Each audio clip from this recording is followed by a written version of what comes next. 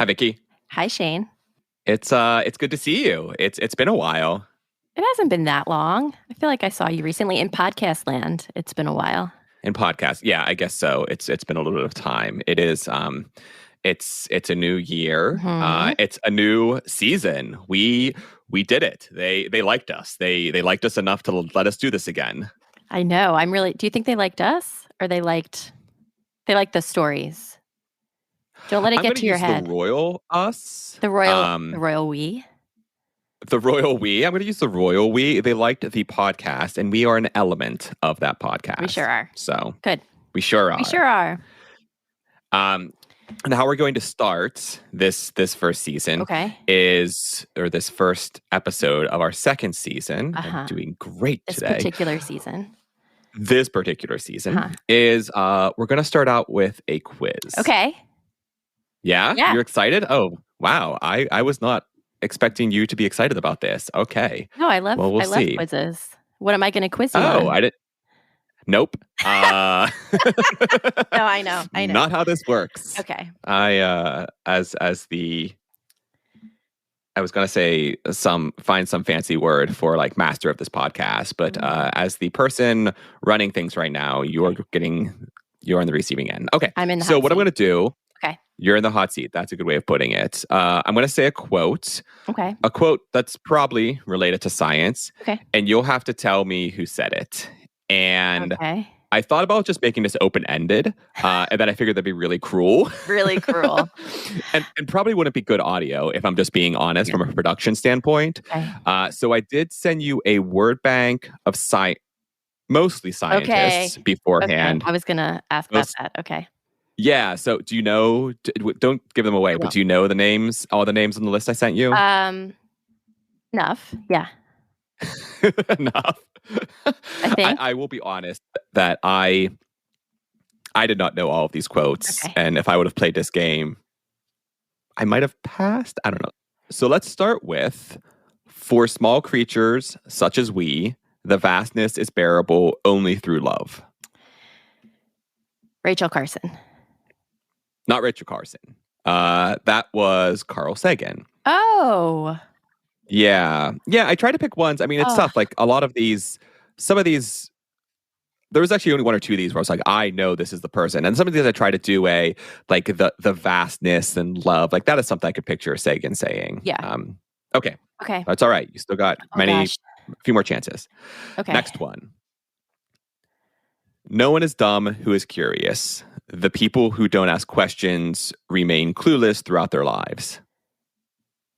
I can hear my heart beating in my ears. This is really good audio, Vicky. Just my silence. Yeah. Who would say dumb? What? Neil deGrasse. Who would say dumb? Neil deGrasse Tyson. How do you say his name? Neil deGrasse Tyson. Oh, okay. I was basically saying it. All right. Yeah. 1-1. Modern. Good for you. Thanks for giving me the clue. That's what I'm here for. I'm just trying to make good audio here. All right. Next one. The more clearly we can focus our attention on the wonders and realities of the universe about us, the less taste we shall have for destruction. That's Rachel Carson. That's Rachel Yay! Carson. Yeah. Yeah. Destruction is definitely the conservation themes are through there. Yeah. Okay. Whew. Next one. I know. This is fun. I got one. For me, at least. I'm not in the hot seat. No, you got two. You're 2-1. Oh, yeah. Good old Neil. Look at you. Okay. I love how excited you are. Okay. Magic's just science that we don't understand yet. Marie Curie. Nope. Oh. That's Arthur C. Clarke. Oh. That's actually the one that I did know. That's actually kind of what, well, not to spur this conversation. Yeah, well, I'm a big sci-fi head. Yeah. He's a seminal author in sci-fi, so he gets quoted once in a while. People bastardize that quote, but poster with it written on it. And then the last one: nothing in life is to be feared; it is only to be understood. Now is the time to understand more, so that we may fear less. Marie Curie. Yep. That was the last one. Okay. So if I didn't get that one, then I'd be real sad. That would be real sad. Actually, but I have a surprise for you, Vicky. I have one more for you that's not in your cheat sheet and not in the script that I sent you. Oh, okay. Mm-hmm. This one's open-ended. Now I'm really nervous. I'm like My hands are in little fists. Okay. That's one small step for man, one giant leap for mankind. Oh my gosh. I want to say Neil Armstrong, but was it Buzz? You would be right. Oh God. No, Okay. it was I thought you were Neil. throwing me like some sort of trick, trying to trick me. Whew. Okay, good. That would have been really Good job, embarrassing. Vicky. Just turn in my resignation. Science is fascinating, but don't just take my word for it. Join us as we hear stories from scientists for everyone. I'm Shane Hanlon. And I'm Vicky Thompson. And this is Third Pod from the Sun. Okay, so I had you play my little game and make you very anxious. Apologies. That's okay. Kind of apologies, but hopefully it wasn't too awful. But basically, I wanted to do all of that so we could get that last quote from Neil Armstrong. So first, did you know that he originally intended to say something a bit different? No, I didn't know that he intended to say anything. I guess I don't know the story. Okay. Well, again, well, darn it. I'm hoping I'm right here. But yeah, the story. No, he said this in an interview at some point where it meant to be like one small step for like the whole thing, but it meant to be. He meant it to be that's one false step for a man, like as in him. That is one small step for me as a man, as in like not as in man, humankind. So yeah, it's supposed to be one small step for a man, one giant leap for mankind.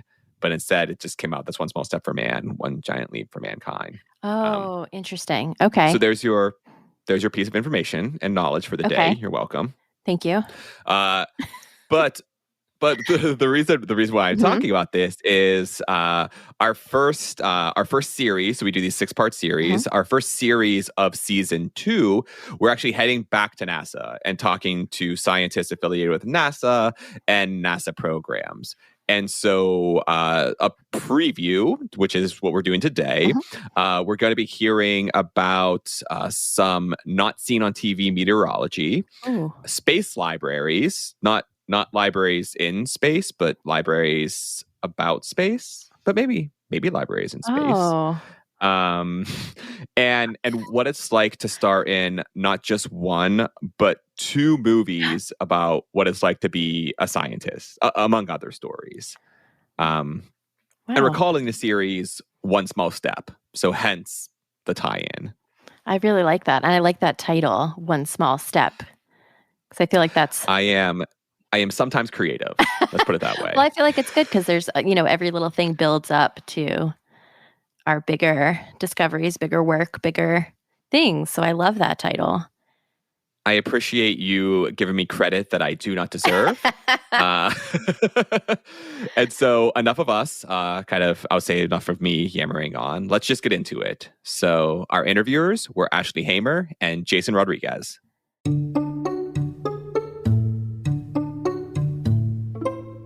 I'm Dr. Marshall Shepard. I am the Georgia Athletic Association Distinguished Professor at the University of Georgia and the Director of the Atmospheric Sciences Program at the University of Georgia. As a young Black scientist, that's one of the challenges that I try to sort of overcome for others today. I mean, you just, in the demographic that I come from, the socioeconomic culture that I come from, people weren't scientists. You didn't see scientists, and particularly ones that look like me. I've written in Forbes about an experience, a couple of experiences that I had. I was driving in a rental car when I was at NASA one time and was pulled over and told I matched the description of car thieves in the area. So, those are just realities. And I don't say those for for people listening to say, oh, poor thing. No, that's not what I'm saying. I just want people to understand that, I'm considered one of the top climate scientists in the world. And yet, I still deal with things like that. So it's just important to understand so that we can all move forward.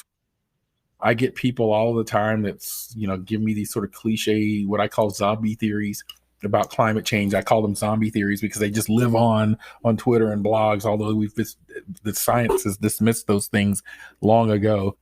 So there are tons and tons of these zombie theories. Oh, it hasn't warmed since 1998, or you said it was going to cool and we were going to go into an ice age in the 1970s, or scientists just are saying that it's a hoax. They're just saying this for grant money.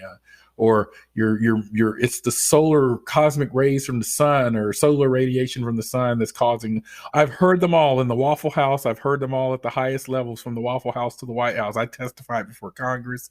I've been at meetings at the White House. So there's really nothing that anyone can sort of say about sort of climate denialism or skepticism that I have not heard at this point.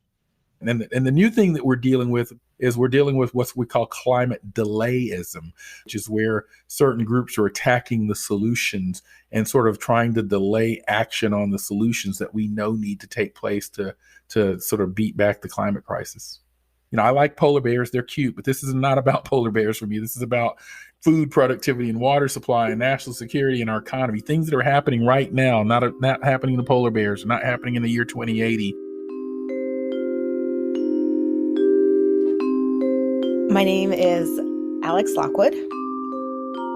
My employer is the Space Telescope Science Institute in Baltimore, Maryland, and my title role there is project scientist for Web Science Communications.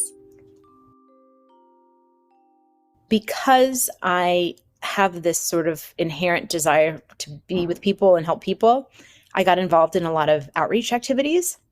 When I was in grad school, both teaching astronomy and also doing other things, I was kind of a house mom for some undergraduates for several years, which included a lot of sort of mental health training for myself and then helping the students deal with crises.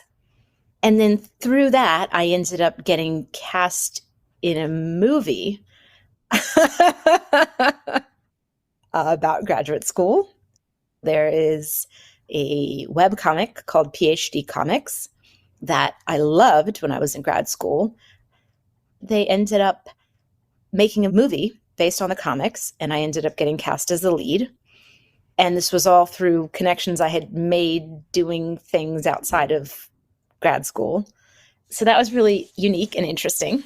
And in all of that, I came to the conclusion that the best thing I could do with my astronomy degree was to share astronomy with other people.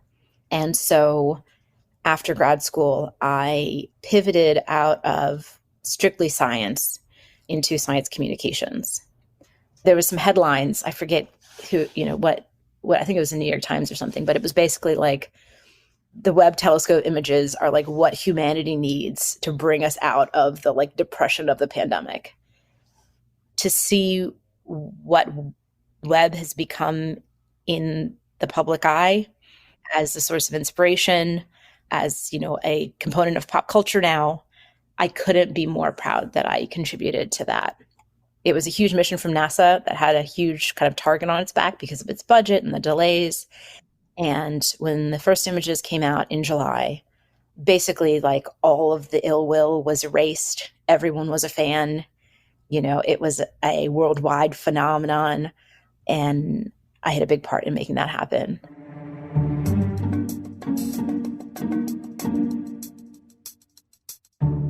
My name is Michelle Thornton. I work at the ORNL DAC. It's a Distributed Active Archive Center. I am a technical professional, but more broadly, I often say that I'm a geospatial data professional. So if you think about a library, it's curating and archiving books and manuscripts, and it makes those books or that information discoverable. So we do that for data. Like kind of a high-tech librarian, sort of. Yeah, we get a lot of uses of data.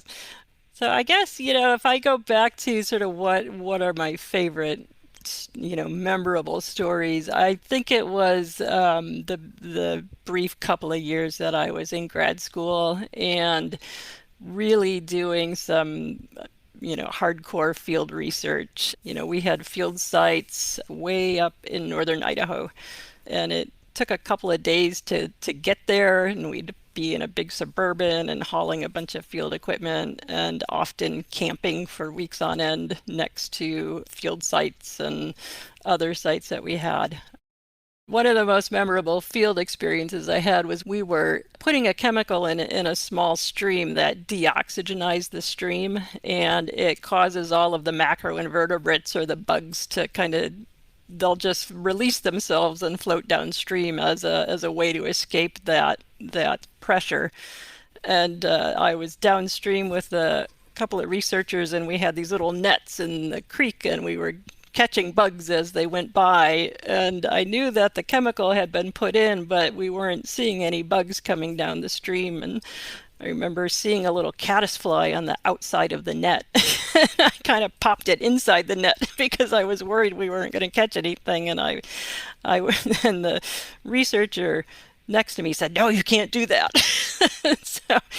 But after a little while, our little nets that we were collecting bugs in just became overloaded with insects that were coming down the stream, and just seeing the amount and the diversity of sort of that macroinvertebrate community in a stream with that kind of treatment was just phenomenal. So me poking that little bug in the net, I didn't give it enough time before everything really came downstream. And Right, a lesson in patience.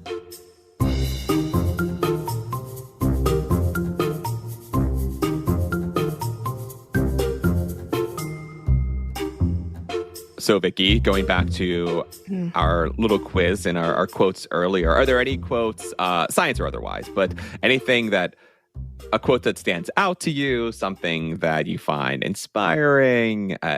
What comes to mind when I ask you this question? I used to have, when we had desks, in-person desks, I had a postcard next to my desk, and it's a quote from Georgia O'Keeffe, the painter. Mm-hmm. And it said, "I've been absolutely terrified every moment of my life, and I've never let it keep me from a single thing that I wanted to do." Oh, Yeah, I feel like that's kind of related to lovely. science, right? There's a lot of Yeah, I mean, scary it's definitely bits. related to the quiz you just did, that you were terrified. Yeah, and I feel like you did quite well. every time I get on this microphone with you, just Oh, I love that, because like off mic, I was saying how much I enjoy this. So I love that I love this. You're just like, Shane, why are we doing this? This is the worst part of my day. No. Again, I just throw myself into things that are terrifying, so that's good. Well, good. What about you? That's good to hear. Live, love, love. Oh. No, not seriously. Oh, That's I was awful. going to say, like, that's probably emblazoned in your kitchen. I love that. Live, laugh, love. There's this moment where you're like, oh my God, wait, is he serious? My brain didn't register it at first. Live, laugh, love. Yeah, I have basically, our house is just HGTV. It's just like quotes everywhere on inspiring posters, and yeah, no, that's not it at all. No shots at anyone who loves that stuff, but that's not for me. No, I don't know. It's rude. I'm sure there's something out there, but for the purposes of this podcast, we're just gonna let that ride. And so with that, that's all from Third Pod from the Sun. Special thanks to Ashely Hamer and Jason Rodriguez for conducting the interviews, and to NASA for sponsoring the series. This episode was produced by me, with audio engineering from Collin Warren. Artwork by Karen Romano Young. We'd love to hear your thoughts, so please rate and review us. And you can find new episodes in your favorite podcasting app or at thirdpodfromthesun.com. Thanks all, and we'll see you next week.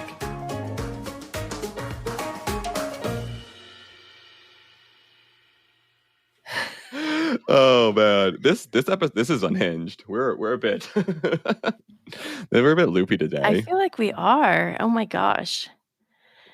See, we are out of practice. That's the thing. It's probably been a month since we've done this. So it's been a month, and then I feel brain dead. I told you, Brian's been away for a month. He'll be back on Friday. Oh, I didn't know it was a month. A month. Oh my goodness. All right. Yeah. So I have. Now I understand why you have the earbuds. Yeah, I feel like my cup or whatever is empty.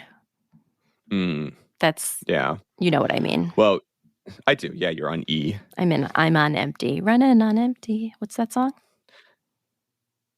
Grateful Dead. If it's not an emo song, I don't know it. I don't know. Running on empty. I don't know, Vicki. You're older than I am. Oh my gosh.